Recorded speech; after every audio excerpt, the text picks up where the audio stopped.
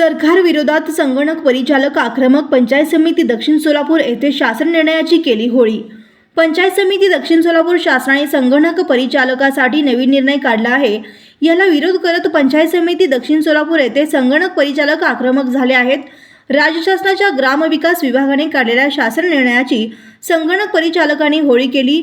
संगणक परिचालकाबाबतच्या 19 जून 2024 ला नवीन शासन निर्णयानुसार संगणक परिचालकाची नियुक्ती महाआयटी कडून पुन्हा एकदा प्रकल्पात भ्रष्टाचार करणाऱ्या कंपन्यांना काम देण्याचा अट शासनाने घातला असा आरोप करण्यात आला.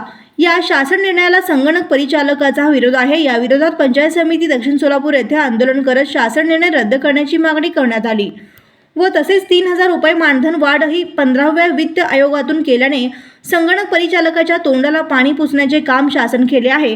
त्यामुळे या अन्यायकारक शासन निर्णय रद्द करावा असं संगणक परिचालकांना ग्रामपंचायत स्तरावर कर्मचारी दर्जा व किमान वेतन द्यावे ही मागणी घेऊन सर्व पंचायत समिती दक्षिण सोलापूर कार्यालयासमोर शासन निर्णयाची होळी करत संगणक परिचालकांनी आंदोलन केले आहे.